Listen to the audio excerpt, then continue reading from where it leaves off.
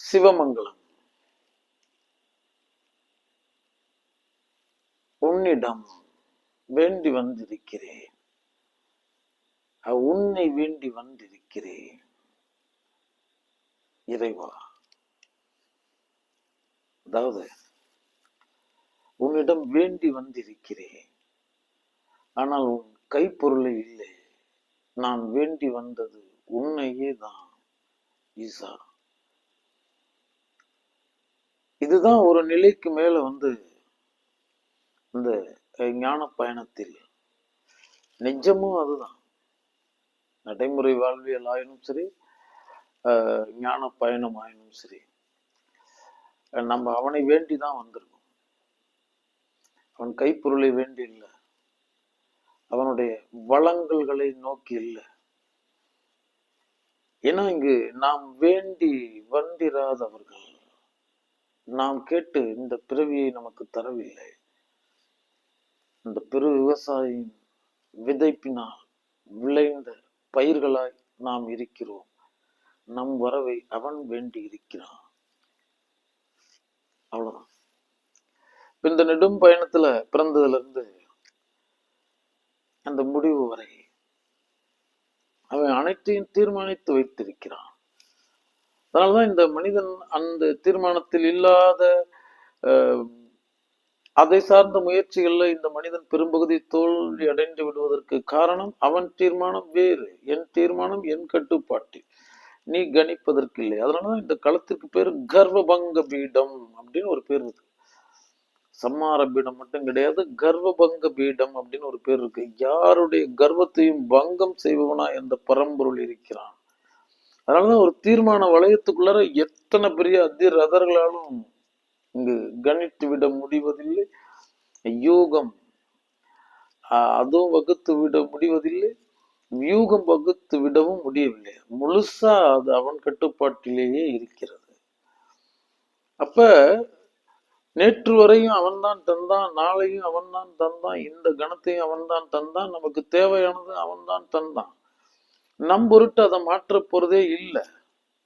அப்ப நம்ம வேணும்ன்றது அவன் திருவடி நிழலை தவிர வேற என்னவா இருக்க முடியும்? சிந்தித்து பாருங்கள்.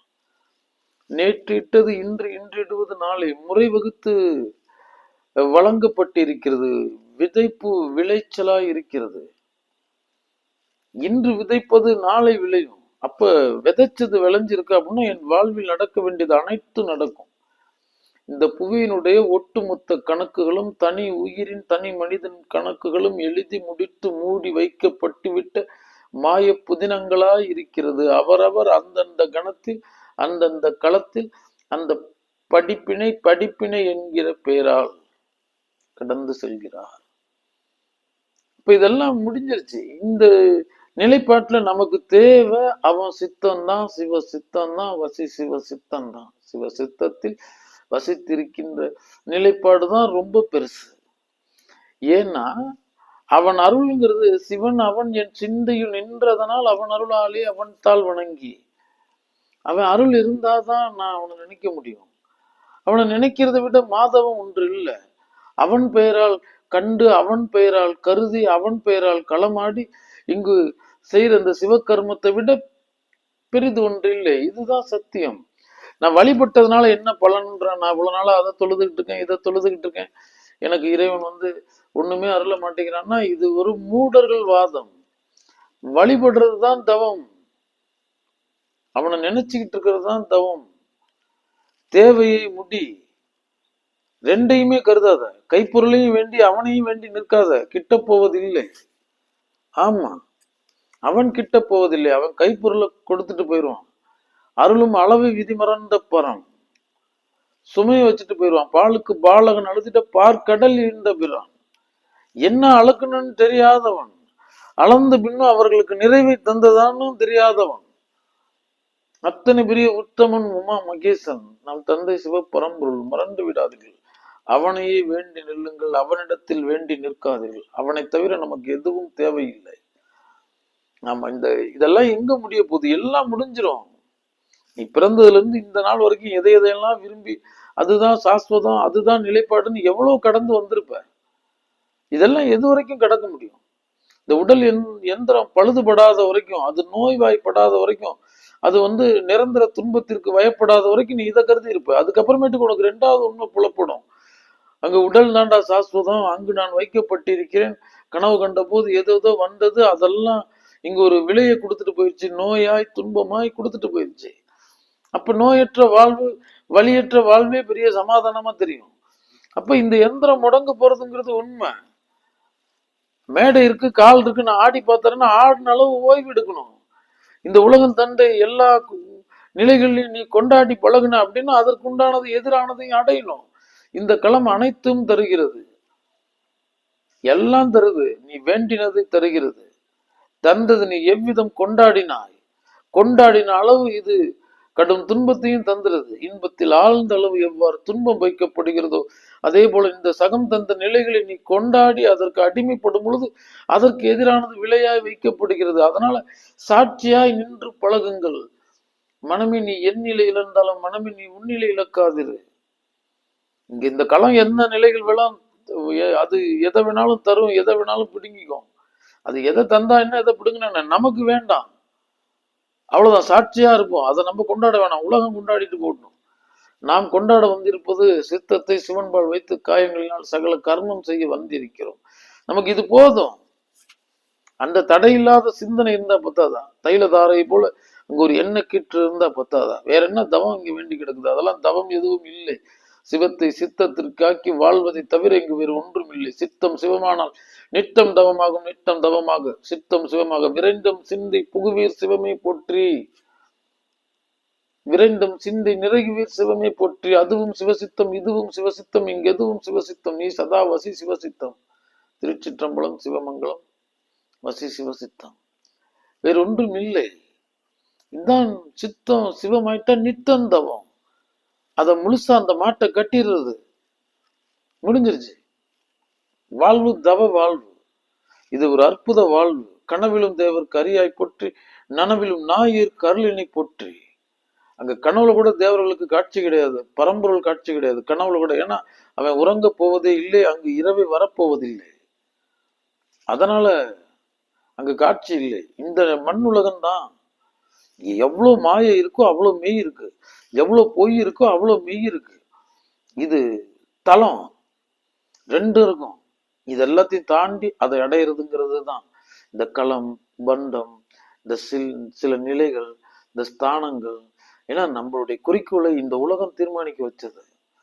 நம்மளுடைய இலக்கு இந்த உலகத்தால திணிக்கப்பட்டது. நம்மளுடைய நிஜமான இலக்கு தான் என்னன்னு சொல்றேன். சிந்தித்து பாருங்கள். அதெல்லாம் ஒன்று இல்லை. இந்த நிம்மதியை அடைந்தாயா, இந்த ஆனந்தத்தை அடைந்தாயா, இந்த அடங்களை அடைந்தாயா, கொடுத்ததில் அடங்கினாயா, இதுக்கு மேல வேற என்ன இருக்குன்னு கேட்கிறேன். அதை தருமா ஏதாவது? பசியை தான் கொடுத்துட்டு இருக்கோம், ஓட்டத்தை தான் கொடுத்துட்டு இருக்கோம், தேடலை தான் கொடுத்துட்டு இருக்கோம். நம்ம எங்க கிடக்குறோமோ தோண்டி எடுத்து அதை பின்புறம் அழைத்து சென்று கொண்டே தான் இருக்கும். இவைகளிலிருந்து மீட்டிட்டு நான் சுத்த தந்திரமா விடுதலை உணர்வோடு எவ்வாறு இருப்பது? இந்த இறை எண்ணத்தினால் மட்டும்தான் வாய்க்கும். மற்றபடி வேற ஒன்றும் பெருசா தவம் இல்லைன்னு சொல்லுவாங்களே. சித்தத்தை சிவத்திற்காக்குங்கள். அவனிடத்துல அதை கேளுங்க, அவனிடத்துல இதை கொடு அதை கொடுன்னா அவன் எல்லாம் தீர்மானிச்சுட்டான். அந்த கணக்கு முடிஞ்சிருச்சு. அந்த ஏட்டுல இனி எதையும் ஏற்றுவதற்கு இல்லை. அப்படியே நடந்துகிட்டே இருக்கும். அது என்ன, அது தந்தாலும் என்ன, நீங்கள் நிலை நின்றிருந்தாலும் அது வேண்டான்னு சொல்றேன். அதுல நீங்க இருக்காதீங்கன்னு சொல்றேன்.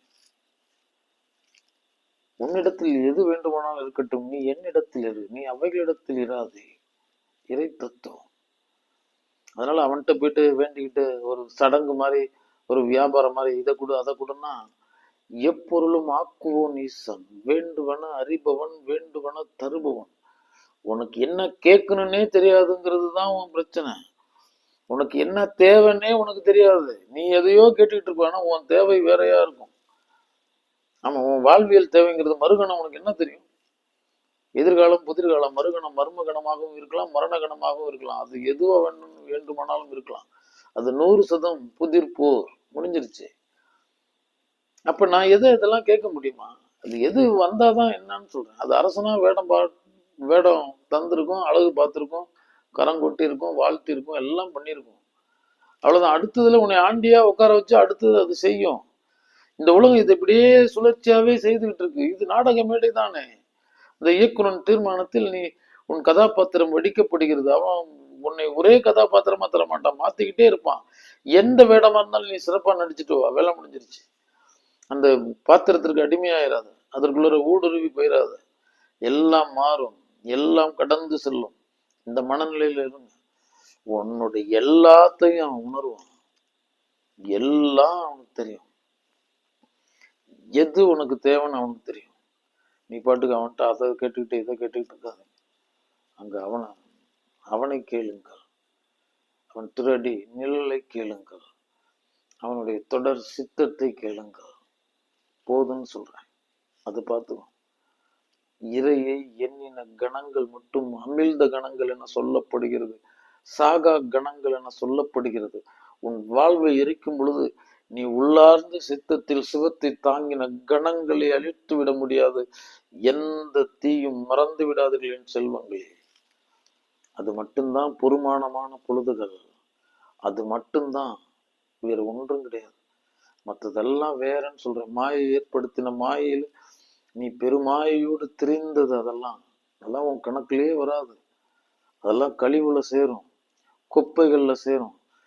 நீ இறையை சிந்தித்து கண்டு சொல்லி அவன் பெயரால் களமாடுறது மட்டும்தான் உன் வாழ்வில் எஞ்சி நிற்கும் கணங்கள். மறந்து விடாதீர்கள் செல்வங்கள்.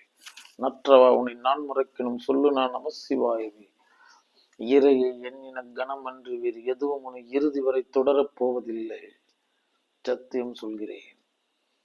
ஏன்னா இன்னைக்கெல்லாம் இறையை வெளிப்படுறதுக்கு பெரும்பகுதியான காரணம் அவன் மேல இருக்க பயம். காலனுக்கும் காலனாய் இருக்கிறான், மொத்தமா மர்மத்துல நிலைநிறுத்தி வைத்திருக்கிறான். அவ்வளவுதான். நான் வந்த பாச உணர்ச்சி புழுவா இருக்கேன். குடும்பம் அது இதுன்ற கட்டமைப்புல இருக்கிறேன். எதை தொட்டாலும் எனக்கு வலிக்கும். இந்த மாதிரி நான் வந்த பாசங்கிற சாபத்துல ஆழ்ந்து கிடக்குறேன். இதுதான் நிஜமா? இதெல்லாம் உறவென சேர்ந்தது, சம்பந்தப்பட்டது எல்லாம் முற்பகுதியில இனித்திருக்கும், பிற்பகுதியில கசந்திருக்கும். வாழ்வை வெறுக்க வைத்து விடும். வாழும் பொழுதே எதற்கு அடிமைப்பட்டு வாழ்ந்து விடாது. நீ அவன் திருவடி நிழலுக்கு மட்டும் அடிமைப்பட்டிரு, அவனுக்கு மட்டும் அடிமைப்பட்டிரு. அந்த பயணத்துல பயணித்து. மற்றபடி இதெல்லாம் உன்னுடைய உறவுகள். எந்த உறவுகளையும் நீ வெறுப்பதற்கில்லை. அது உள்முக உறவுகள்னா இன்னும் அதிதீவிரமா அன்பு செலுத்துங்கள். ஆனால் அதன் பெயராலே பயணித்துக் கொண்டிருங்கள். பெருசா எதையும் நினைச்சிடாதீங்க. சிவசித்தத்தை விரும்புங்கள். சிவசித்தத்தில் நிலை பெறுவதை அவனிடத்து வரமாக கேளுங்கள். விரைந்தம் சிந்தை புகுவீர் சிவமே போற்றி. நீங்களே என்னுடைய சித்தத்துல புகுந்துங்க இறைவா. 1000 மாயைகள் 6 கோடி மாயா சக்திகள் தத்தமது கடமையை செய்து அப்படியே பெரும் புயல் காற்றுல ஒரு சிறு பஞ்சு பொதியா செதஞ்சு போய்கிட்டு இருக்கேன். இந்த புயல் போக்குல இருந்து மீட்டு என் சிந்தைக்குள் நீங்கள் வாருங்கள். விரைந்தம் சிந்தை புகுவீர் சிவமே போற்றி. விரைந்தம் சிந்தை நிறைகுவீர் சிவமே போற்றி. வந்தா பத்தாது, நீ என் சித்தத்தை மொத்தமா நிரப்பி விடு. அது உன்னிடத்துல வரமா கேட்கிறேன். வேற ஒன்று வேணாம். எந்த நிலை வேணாலும் தந்துட்டு போ. இதெல்லாம் அந்த சகம் கண்டு கொண்டிருப்பது. நான் உன்னை மட்டும்தான் கண்டு கொண்டிருக்கிறேன் இறைவா. ஆம் செல்வங்களே, இந்த இல்லறம் துறவுறம் யாருமே நான் இப்படி ஒரு எண்ணத்துடைய வாழ்வுதான் வாழணும். அவ்வளவுதான். நீ உன் கடமையை கச்சிதமா செய், சிறப்பா செய், ஆழ்ந்து செய், இருந்து செய். விளைவது விளையட்டும். அங்க விளைச்சலையும் கவனம் செலுத்தாது. கடமையை செய், பலனை எதிர்பாராது. எந்த பலனை நீ எதிர்பார்த்திருப்ப அந்த பலன் வராம போயிருக்கும், கூடுதலா போயிருக்கும். வரலன்னா வருத்தம் வரும், கூடுதலா கிடைச்சிட்டா கொண்டாட்டம் வந்துடும், குதியாட்டம் வந்துடும், நீ ஆட ஆரம்பிச்சிருவ. ரெண்டுமே வேணாம். அவ்வளவுதான். ஒரு வேலைக்காரன் செல்கிறான், எஜமானன் போய் அங்க போய் நிதியத்தை வாங்கிட்டு வர சொல்றார். அவர் கொடுத்தா வாங்கிட்டு வந்து கொடுக்க போறாரு. அவர் கொடுத்தேன்னா இவருக்கு சந்தோஷமும் கிடையாது, கொடுக்கலன்னா வருத்தமும் கிடையாது. இவர் வெறும் ஒரு வாகன ஓட்டியா இருக்கார். இவ்வளவுதான். அதெல்லாம் அங்க எஜமானனை சேர்ந்தது. அது தந்தாலும் என்னுடையது இல்லை, தரலனாலும் எனக்கு ஒன்றும் இல்லை, எனக்கு எந்த இழப்பும் கிடையாது. தந்தா கொண்டு வந்து கொடுக்க போறோம், தரலன்னா தகவலை சொல்ல போறோம். அப்படி சாட்சியா இந்த சகம் தந்தது எல்லாம் அவனே எஜமானன்ற மனநிலையில் இருந்து பழகுங்கள். கொஞ்சம் குழாவிக்கிட்டு ஆழ்ந்துக்கிட்டு அப்படி திடீர்னு வந்து அந்த மாயை மறைக்கும். அப்படியே அப்படியே அப்படின்லாம் தோன்றிக்கிட்டு இருக்கும். அதெல்லாம் தள்ளி வச்சிருங்க. அதனால எனக்கு குருநாதன் சொல்லுவான், நீ கசந்தே இருக்குமரா, கசந்ததை விரும்பு குமரா.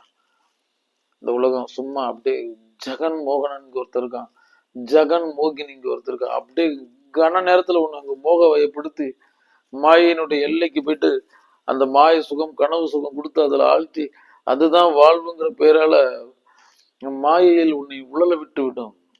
மோகம் கொள்ளாது நிர்மோகத்தில் நெல். அவ்வளவுதான். அங்க மகா மோகனன் இருக்கான், அங்க அவன்பால் மோகம் கொள், பிரேம பக்தி கொள், பிரேமை அவன்பால் இருக்கட்டும். இங்க இந்த பிராந்தியங்களை நமக்கு வேணாம்னு சொல்றேன். இந்த இந்த மாதிரி இந்த மன பிராந்தியோட தெரிஞ்சுக்கிட்டு இருக்கவங்களோடய வேணாம்னு சொல்றேன். ஆம் செல்வங்களே, இதெல்லாம் ஏன் அவ்வாறு சொல்றோம் அப்படின்னா, உன்னுடைய உண்மையான உறவு அவனாக இருக்கிறான். இதெல்லாம் பெரும் திட்டத்தை ஒருத்தன் திட்டமிட்டு செய்து கட்டி காத்துக்கிட்டு இருக்கான்ல, அவன் மட்டும்தான் நம் உறவு. அவனுக்கு ஒரு ஊர் இல்லை, பேர் இல்லை, நிறம் இல்லை, அவ்வளவு உள்ளவு அவ்வளவு இவ்வளவு அப்படி இப்படி அங்கு இங்கு எங்கும் நீக்கமர நிறைந்திரு நித்திய பரிபூரண ஆனந்தமாய் இருக்கிறது. அதனால இந்த களத்துல இந்த சகாதிகளை அதுல நீங்க ஆழ்ந்து போட்டீங்கன்னா உங்களுடைய இயல் அன்பு இன்ப ஆனந்தத்தை பறிச்சிரும். அப்படியே நீங்க அவனை கருதி இந்த நிலைகளை பெருசுபடுத்தாம இதுல நீங்க ஆழ்ந்து போகாம பயணிச்சுக்கிட்டு இருந்தீங்க அப்படின்னா சதானந்தம் சத்தியம், பேரின்பம் சத்தியம், இயல் இன்பம் இயல் அன்பு சத்தியம். அதை யாரும் உன்னிடத்துல இருந்து பறிச்சிட முடியாது. இதை நம்ம புரிஞ்சுக்கணும். போய் இறைவன்கிட்ட போயிட்டு மன்றாடிக்கிட்டு நான் அது இதை வேணேன் அதை கொடுக்கல அதற்காக வந்தேன் இதற்காக வந்தேன், அவனை காணுவதுதான் மாதவம், அவனை எண்ணுவதுதான் மாதவம், அவன்பால் நிலை நின்று இருப்பதுதான் மாதவம். விதையை விதைச்சிட்டா உடனே வந்துடுமா? நோண்டி காலையில எழுந்திரிச்சுன்னா வேலையை அந்த விதையை நான் நோண்டி பார்த்துட்டு தான் வேலைன்னு நீ அன்றாடம் போடுவியா? அப்படியே போட்டுட்டு கிட. விதைத்தவன் மறந்தாலும் விதைகள் மறப்பதில்லை, அது தன் பயணத்தில் இருக்கிறது. அதே போலதான் சொல்றேன், இந்த ஞான விதைகளை கணம் கணம் தூவிக்கொண்டே இருங்கள். ஏன்னா நம்ம மனப்பிரதேசத்துல எல்லை இல்லாத கலைகள், நச்சு பயிர்கள், விரோத பயிர்கள், இதெல்லாம் அடைக்கிறதுக்கு இதெல்லாம் வீழ்த்துறதுக்கு நம்மளிடத்துல ஒரு ஞான பயிரே இல்லை. அந்த ஆழத்தை போட்டு விடுங்கள். அது அப்படியே கலை பயிர்களுக்குள்ளார அப்படியே வளர்ந்துகிட்டு இருக்கும். ஆனா கலைப்பயிர் பார்த்தீங்கன்னா தோன்றி தோன்றி விரைவா தோன்றும், அதி விரைவா மறையும். ஆனா இந்த ஆழஞ்செடி பார்த்தீங்கன்னா அப்படியே சிறுக வரும். அப்படியே வந்துட்டு 1008 விழுதுகளோட அங்க மொத்த பரப்பையுமே ஒரு புல்லு கூட முளைக்க விடாம செய்திரும். அப்படி உங்களுக்குள்ள அந்த ஞான பயிர் அந்த கல்லால விருட்சம் தோன்றுகின்ற வரைக்கும், அது அந்த விழுதுகள் பாய்கின்ற வரைக்கும் நீங்கள் அவன் சித்தத்திலேயே நிலை நின்றிருங்கள். இந்த கலைகளிடத்தில் போராடி கொண்டிருக்காதீர்கள். நெல்லை நான் விதைத்தேன், கலையை மண்ணே விதைக்கும். நான் இந்த மண்ணுகிட்ட போய் போராட முடியும். ஏன்னா அதனுடைய தண்ணி இயல்பு அவ்வாறு இருக்கிறது. அந்த செடியில் 1008 முள்கள், ஒரே ஒரு பன்னீர் ரோஜா பூத்திருக்கிறது. அவ்வளவுதான். அதை காணுங்கள். அது போல இந்த கலை செடிகளை பெருசுபடுத்தாதீங்க. அதெல்லாம் நற்பயிரை மலரை காக்கும் முள்ளாய் இருக்கிறது அவைகள். பார்த்துக்கலாம் சொல்லுவாங்க. அதனால இறைவனை வேண்டி கொள்ளுங்கள். அவனை சிந்திக்கிற அருளை கேளுங்க. அந்த நீங்களும் அவன் வடிவ இந்த உலகத்தில், அவன் செயல் இந்த உலகத்தில், அவன் உணர்வுகள் இந்த உலகத்தில் கண்டு வையுங்கள். சின்ன சின்ன சிறு உணர்வுகளை கூட, சிறு இறை அசைவுகளை கூட கொண்டாடுங்கள். நீ கொண்டாடுறதுங்கிறது இறை சார்ந்த கிரியைகளை தவிர வேற எதையும் கொண்டாடுவதற்கு இல்லை. ஏன்னா எல்லாமே குப்பைகள், எல்லாமே போயிடும். இதெல்லாம் வாத விவாதத்துக்கு சரியா இருக்கும். இன்னைக்கு உலகத்துக்கு சரியா இருக்குமா சாமி? இந்த உலகம் என்ன நினைக்கும் அப்படின்னா, நீ இறுதி வரைக்கும் உன் வாழ்க்கையை நீ வாழ்ந்திருக்கவே மாட்டேன். இந்த உலகத்திற்கான ஒரு வாழ்வு தான் வாழ்ந்திருப்ப. அது கச்சிதமா உன் இடத்துல பறிச்சிடும். எதையெல்லாம் உன் நெஞ்சில் விதைத்ததோ, எதெல்லாம் கொண்டாடினதோ, எதெல்லாம் உன்னை முன்னிறுத்தினதோ, நிலை நிறுத்தினதோ, அதெல்லாம் உன்னை மறந்து செல்லும். அது உன்னை கொண்டாடும் போது, நிலை நிறுத்தும் பொழுது நீ பாட்டுக்கு தலைத்து திளைத்து கிளைத்து ஆகான்னு அந்த மொத்த சுகத்தையும் சோகம் என்கிற பெயரால் இந்த சகம் அறுக்கும் சத்தியம் சொல்கிறேன் என் செல்வங்களை மீட்டெடுத்துக் கொள்ளுங்கள். உங்கள் உயிர் பொருளை தவிர, இறை பொருளை தவிர நீங்கள் எதிலும் ஆழ்ந்து விடாதீர்கள். இதையும் பெருசா கொண்டாடிடாதீங்க. உன்னையும் இறைவனையும் தவிர நீ வேற எதையுமே நம்பி விடாதே. அதுக்காக நான் அவர்களை வெறுக்க சொல்லவில்லை. உன்னை நீ பலகீனப்படுத்திக்காத. நீ ஒன்றை விரும்பிட்ட, உன்னை நீ இன்னொன்னு நம்பிட்ட, இன்னொருத்தரை நம்பிட்ட அப்படின்னா இது நம்புதல்ங்கிறது ஒரு நம்பிக்கையா இருந்துட்டு போயிடும். உன் மனதினுடைய சுபாவமே அதுவா மாறிடும். சுத்தி இருக்கிறத நம்பியே அந்த மாதிரி நிலைப்பாட்டிலே இருந்து நீ உன்னுடைய இயல் திறனை மறந்துடுவ. நீ யார்? நீ பரம்பொருளுடைய பரம துளி. அவன் கடலா இருந்துட்டு போட்டோம், அந்த கடலினுடைய துளி. இந்த துளியை கழிச்சுட்டா அந்த கடலும் கிடையாது.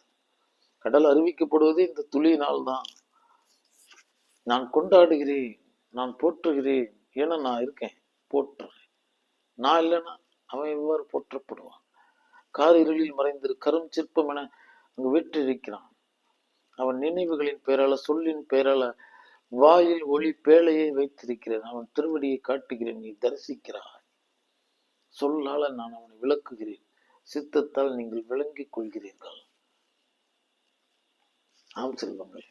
அதனால என் செல்வங்களுக்கு சொல்றது என்னன்னா, இறையை வேண்டி நில்லுங்கள், இன்னொன்று வேண்டி நிற்காதீர்கள். இன்னொன்னு நம்பாதீங்க. இறை அசைவு எல்லாமே தீர்மானிச்சிருச்சு, எல்லாம் முடிச்சிருச்சு. அதனாலதான் இந்த மனுஷன் எவ்வளவு பெரிய அதிநூதனா இருந்தாலும் இந்த களத்தை செயற்கையா மாத்திர முடியாது. அது பெரிய இயற்கை, அது பாட்டுக்கு சென்றுகிட்டே தான் இருக்கும். அதனோட நாதத்தை சிதைச்சிட முடியாது, அசைச்சிட முடியாது. அதெல்லாம் சத்தியம் தானே. நீங்க என்ன கடுமையா போராடினாலும் இயற்கையினுடைய பெருந்திட்டத்தை மீறி உன்னால செயல்பற்ற முடியாது. நீ வேணா நினைச்சுக்கலாம், இயற்கையின் பெரும் திட்டத்திற்கு எதிராக அதை வீழ்த்துவதற்கு நான் முயல்கிறேன்னு வேணா நினைச்சுக்கலாம். அவ்வாறு அவ்விதத்தில் உன்னை செயல்படுத்தி கொண்டிருக்கும் பெரும் செயலன் அவன். எதையும் இயக்கிவிட்டு தான் இயங்காதிரு பரம், எதையும் செயல்படுத்தி விட்டு தான் செயல்படாதிரு செய தேவன். மறந்து விடாதீர்கள் என் செல்வங்களே. அவனிடத்தில் அவனை மட்டுமே வேண்டி நில்லுங்கள், அவன் அருளை மட்டுமே வேண்டி நில்லுங்கள், அவன் நினைவை மட்டுமே வேண்டி நில்லுங்கள். அதை தவிர நமக்கு இங்க வேற பணி இல்லைன்னு சொல்றேன். ஆனா இங்க பிற புற கிளை பக்க கிளை பணிகள் நிறைய இந்த களம் நம்மளை கூட்டிட்டு போயிடும். ஏன்னா நம்ம இயல்பில் மயங்கும் சுபாவம் உடையவர்களா, தனக்குள் தயங்கி இருக்கும் சுபாவம் உடையவர்களா இருக்கிறோம். அதனால நம்மளுடைய இயக்கத்தை மறந்தவர்களா இருக்கும். இந்த மயக்கம் தயக்கம் எடுத்து ஓரமா வச்சுட்டு இங்க இறையின் பெயரால் நிலை நின்று சித்தத்தை சிவனுக்காக்கி காயங்களினால் கர்மங்கள் செய்து கொண்டிருங்கள். அன்புற்றிருங்கள், இன்புற்றிருங்கள், இட்டதோடு அடங்க கற்றுக்கொள்ளுங்கள். தற்செயலற்று சிவன் செயலென, எதுவும் சிவன் செயலென ஓம்பி இரு சோம்பனாய் நீ இருக்க பழகு. தற்செயலற்று. என் செயல் என்ன? என் செயலாவது யாதொன்றுமில்லை, இனி தெய்வமே உன் செயலில் என்று உணரப் பெற்று இந்த ஊனெடுத்த பெண் செய்த தீவினை யாதொன்றும் இல்லை, இந்த ஊனெடுக்கும் முன் செய்த தீவினையோ இங்கனே மூண்டதுவே அப்படிங்கிற மாதிரி நம் செயல் இல்லை, எல்லாம் அவன் செயல்தான். இங்க நிகழ்ந்த எல்லா அசைவுகளுக்கும் அவனே காரணம். அவன் அன்று ஒரு அணுவும் அசையாது. சர்வமும் சிவமயம், எல்லாம் அவன் வசம். அவன் சித்தம் கொண்டு ஒவ்வொரு அணுவாய் அவன் தொடர்பு பெற்றிருக்கிறான். சத்தியம். ஆனா நமக்கு புரியாது, தெரியாது. எதுவுமே அவனா ஆயிருக்கான். எவன் ஒருவன் எல்லாவற்றிலும் என்னை எல்லாவற்றிலும் காண்கின்றானோ அவனுடைய காட்சி நின்று நான் மறைவதில்லை, அவனும் என் காட்சி நின்று மறைவதில்லை.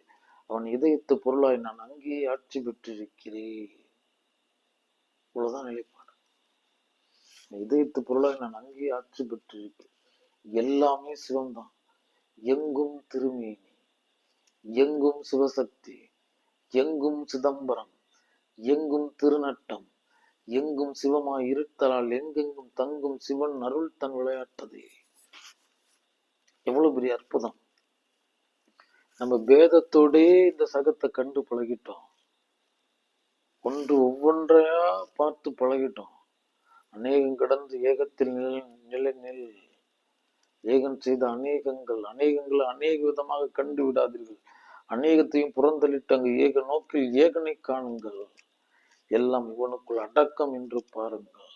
எந்தெந்த இடத்துல அவனுடைய தொடர் நினைவை உறுதி செய்ய முடியுமோ அந்தந்த இடத்துல உறுதி செய்யுங்கள். ஆமா, எல்லாம் சிவமா உன்னால கண்டுவிட முடியும். அது ஒரு முயற்சி. அந்த முயற்சியின் பெயரால் ஒரு தொடர் பயிற்சி. அதன் பெயரால நீங்கள் ஜெயம் அடைகின்றீர்கள். மறந்து விடாதீர்கள் என் செல்வங்களே. அவனிடத்தில் எதையும் வேண்டாதீர்கள், அவனையே வேண்டுங்கள்.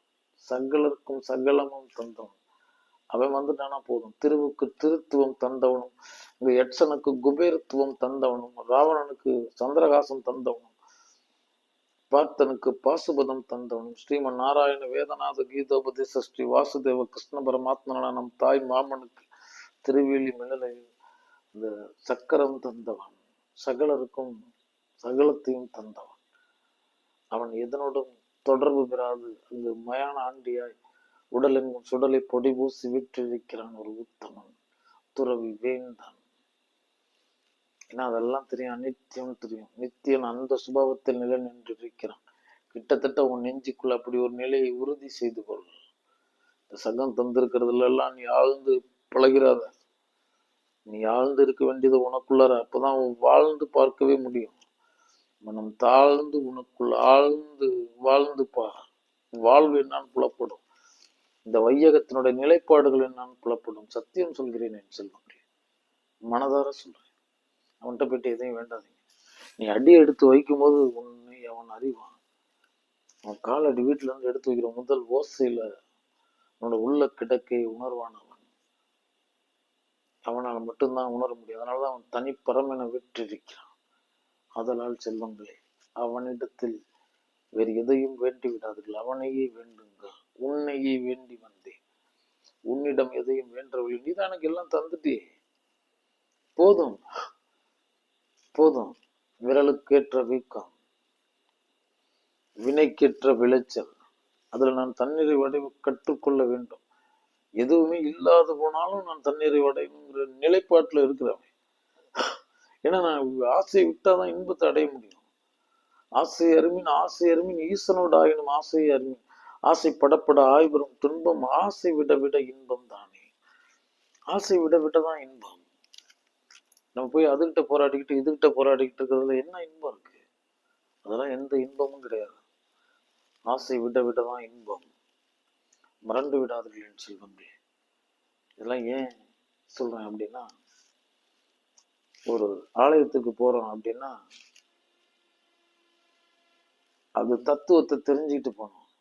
ஆன்மா லயமாகும் இடம், மனம் லயமாகிற இடம், அது லயமாகிற இடங்கிறதுலாம் கிடையாது. ஆன்மா லயமாகும் இடம், அவ்வளவுதான். உயிர் உயிரை தேடி போயிருக்கு. அது நம்ம அதை கொண்டு போய் அங்க நிறுத்திருக்கோம். உயிரும் பேருயிரும் என்ன பேசுது, ஆத்மாவும் பேராத்மாவும் பரமாத்மாவும் என்ன பேசுதுன்னு நமக்கு தெரியாது. மனம் பேசுறதே நமக்கு தெரியாது. நம்ம இந்த குப்பை புத்தியும் நம்மளுடைய சுய கருத்தும் சேர்ந்துக்கிட்டு ஏதோ 4 பேசிக்கிட்டு இருக்குங்கிறதுக்காக இதுதான் சம்பாஷணை நினைச்சுக்கிட்டு இருக்காங்க. அங்க கொண்டு போய் இந்த நான் எனும் தன்மை மறந்து மனம் மறந்து அங்க போய் நீங்க ஒப்படைச்சிட்டீங்கன்னா அந்த உயிரும் பேருயிரும் ஆத்மாவும் பேராத்மாவும் தனக்குள் கலக்கின்றன. அதனுடைய திருப்தியை உன் மனதிற்கு தருகிறது. அந்த உடல் எங்கும் அந்த சிவ மின்சாரம் பாய்ச்சுகிறது. அந்த மின்னார் மேனியன் அணு உணவாக உனக்குள் ஊடுருவுகிறான். நாம் செல்வங்களே, போராட வேணாம். அவனிடத்துல எதையும் கேட்காதீர்கள். கேட்டா நான்லாம் எவ்வளவு துன்பத்துல இருக்கேன் அப்படின்னு. என்ன நீ துன்பத்துல இருக்க? துன்பத்திற்கு உனக்கு விளக்கம் தெரியாது, அவ்வளவுதான் சொல்றேன். யாரையும் விட உனக்கு இறைவன் நல்லா செஞ்சிருக்கான். உனக்கு கீழே கோடி கோடி பேர் இருக்காங்க. இங்க உனக்கு வழங்கினது போதும்னு மனநிலையில வாழ்ந்துகிட்டு இருக்கவங்க இருக்காங்க. நீயும் அதே காத்து சுவாசிக்கிற, அவங்களும் அதே காத்து சுவாசிக்கிறாங்க. நீ அந்த நீரை குடித்து வாழ்ற, அவங்களும் அந்த நீரை குடித்து வாழ்றாங்க. உன்னையும் அந்த மண்ணு தான் தாங்கிட்டு இருக்கு, அவங்களையும் அந்த மண்ணு தான் தாங்கிட்டு இருக்கு. உன்னையும் அந்த விண்ணினம் கூரை தான் காத்துக்கிட்டு இருக்கு, அவர்களையும் அந்த விண்ணினம் கூரை தான் காத்துக்கிட்டு இருக்கு. நீங்க எல்லாம் ஒரு சுவாசம் ஒரு காற்று கருவறை ஓர் தாய் வெற்று பிள்ளைகளா இருக்கிறீர்கள். முடிஞ்சிருச்சு. அதுல உனக்கு நல்லதுதான் கொடுத்துருக்கான். வளங்களை உனக்கு போற்ற தெரியாது. ஏன்னா இது ஒரு பிச்சைக்கார புத்தி. தன்னிறைவே அடைய தெரியாது. ஏன்னா அவன் தொடர் பசி தேகத்துல எல்லாம் வைக்கப்பட்டிருக்கான். காலையில பசிக்குமே. சங்கம் முக்கியமா சாப்பாடு முக்கியமான, சாப்பாடு தானே முக்கியம்னு இங்க உடம்பு சொல்லிக்கிட்டு இருக்குமே. நம்ம உணர்வுகள் அதன் பெயராலே இருக்குமே. உன்ன உணவு வேண்டும், உடுக்க உடை வேண்டும், உறைவிட வேணும், உலகு வேணும், உள்ளதெல்லாம் வேணும்னு இதே எல்லாம் பேசிக்கிட்டே இருக்கும். போதும்னு நினைக்குமா? அது நினைச்சிருக்காது. அது பிசாசு, அகப்பே. அதுகிட்ட கவனம் செலுத்திக்கிட்டு இருக்காங்க. ஒரு அளவுதான் அது. அங்க அவனை பார்த்துருங்க. இறுதி வரைக்கும் அவனை ஆசையில் ஆழ்த்தி உணர்வுகளுக்கு ஆட்படுத்தி சுவைகள், போகங்கள், காமங்கள், வக்கரங்கள், உக்கிரங்கள், விரோதங்கள், பல ஸ்தானங்கள் இதுலயே இருந்து அது தூக்கிறது. அந்த மனம் மட்டும் வாழ்ந்திருக்கும், உனக்குள்ள இருக்க ஆவேசம் மட்டும் வாழ்ந்திருக்கும். உடல் அந்த தகுதியை அடைஞ்சுன்னா போயிடுவார் அவரு. உனக்கு நோய் மிஞ்சிருக்கும், வலி காயம் மிஞ்சிருக்கும். அதுல நீ உச்சக்கட்ட ஆட்டம் ஆடி இருப்ப. அப்ப இந்த அடங்கி ஒடுங்குற வரைக்கும் அந்த ஆசை, அந்த நிலைப்பாடுகள்னா அது உடலும் மனமும் இயக்கமும் தயாரா இருக்கும்போது மட்டும்தான் அந்த ஆசை வரும். வீழ்ந்துட்டேன்னா அது போயிடும். இதுல இருந்து என்னை விடுவிச்சுட்டா போதும் இறைவா, இந்த ஒரு பூட்டுல என்னை காப்பாத்திட்டேன்னா நான் உன்னை மறக்காம நினைச்சுக்கிட்டு இருக்கேன், நான் மகேஷான்னு நினைச்சுக்கிட்டு இருக்கோம் இந்த நோய் வர்ற வரைக்கும். இரவு நோய் போயிடும், காலையில இருந்துச்சுன்னா மறுபடியும் அந்த ஆட்டத்துக்கு தயாராகிடுவாரு. மானங்கிட்ட மனம் இதுன்னு சொல்றேன். தயவு செய்து இதை நம்பி களமாடிடாதீங்க. இது டெய்லி உங்களுக்கு ஒரு இலக்கு, ஒரு குறிக்கோளை வச்சு அப்படியே காமிச்சுக்கிட்டே போய் உன்னை நரகத்தில் புகுத்தி விடும். வாழும் காலத்தை அர்த்தமுடைய பொழுதாக்குங்கள். சக சீவன்கள் அப்படின்றது சித்தத்திற்கு ஆக்குங்கள். சிவ வடிவா இந்த உயிர்கள் இருக்கு அப்படின்னு உங்க சித்தத்திற்கு போதித்து அந்த பாவனையை கொண்டு வாருங்கள். ஒரே மூலப்பொருள் வெள்ளம், 1000 விதமான பதார்த்தங்கள் செய்யப்படுகிறது. ஒரே இனிப்புனால செய்யப்பட்ட வடிவம், சுவை, அதோட சேர்க்கிற பொருள்களோட மாறுபாடுகளால் ஆனா உணர்த்துவது இனிப்பா இருக்கிறதுல்ல. அந்த மாதிரி இந்த உயிர்கள்ங்கிறதெல்லாம் சிவம்ங்கிற ஒன்றின் பெயரால சிவனே சிவனாய் அமர்ந்திருந்தாரேன்னு அந்த பாவத்துல நின்றுட்டு அதை அவ்வாறு கண்டு வையுங்கள். வையகமே கோயிலே, சத்தியம் சொல்கிறேன் என் செல்வங்களே, இங்க நடமாடும் கோயில் தான் உயிரென வீற்றிருக்கிறது. இந்த உயிரை மட்டும் நான் வருவித்தர முடியாது, தருவித்தர முடியாது. அது நிர்ணயத்தை தாண்டி ஒரு ஊசி முனை அளவு நேரம் நான் இங்க இருந்துட முடியாது. அவ்வளவுதான். இப்படி ஒரு அற்புத வாழ்வு வந்திருக்கான். அவன் பெயராலேயே வாழ்ந்து வையுங்கள். அவன் இடத்துல போயிட்டு இந்த சந்தை கடையெல்லாம் வச்சுக்கிட்டு இருக்காதீங்க. அவனுக்கு எல்லாமே தெரியும். உனக்கு என்ன தேவைன்னு தெரியாதா? இந்த கணத்திற்கு, இந்த களத்திற்கு இந்த முகவரி வேணும்னு அவன் முகம் கொடுத்து இங்க இறக்கி விட்டுருக்க. ஒவ்வொரு மனிதனுக்கும் ஒவ்வொரு விதமான முகம் கொடுத்து, குணம் கொடுத்து, சொல் கொடுத்து, செயல் கொடுத்து, கை ரேகை வரைக்கும் பேதப்படுத்தி வைத்திருக்கிறானே மகா பெரிய உத்தமன். எத்தனை பெரிய விசித்திரன் அவனுக்கு தெரியாதா? எல்லாம் தெரியும். அவனிடத்தில் சித்தத்தில் பேசிக்கொண்டே இருங்கள். சத்தியமா பேசுவான். ஆமா, மழலை போலதான் சொல்றேன். மழலைகள்கிட்ட பேசி பாருங்களேன், அதுவும் பேசும். அதுக்கு என்ன பேசலாம்னு தெரியாது, பேசும். என்ன பேசணுங்கிறது முக்கியம் இல்லை, பேசணுமா இல்லையா, இவ்வளவுதான். இப்படி நீ பேச பேச அந்த எண்ண ஓட்டம் மழலையிலிருந்து தொடங்கி தொடங்கி அதுக்கப்புறமேட்டுக்கு உரு பெறும். நீ அந்த எண்ணத்தையே வளர்த்துக்கிட்டு இருக்க அதற்கு அப்புறமேட்டுக்கு நடு நாயகம் நெஞ்சில் வந்து அமரும். சிவன் என்ன, சிவம் இங்க இருக்கிறான் அப்படின்னு உடம்பின் உள்ளே உத்தமன் கோயில் கொண்டான். உடம்பினை நான் இருந்து ஓம்புகின்றேன். நான் எந்த இறைவனை எங்க போய் அடைய முடியும்? உயிரா, உயிர் இயக்கமா, உள்ளமா, உணர்வுகளா? உள்ளதெல்லாம் என இந்த உடலில் இருந்தல்லவா வந்தேன். அவன் அந்த வான்பட்டு நின்றதுதானே ஓன்பட்டு நின்ற உணர்வு ஒரு மந்திரமா எனக்குள்ள உயிர் பொருளா இருக்கு. அது தெளிந்ததுக்கு மட்டும் தானே சிவனே சிவலிங்கமா எனக்கு புலப்படும்.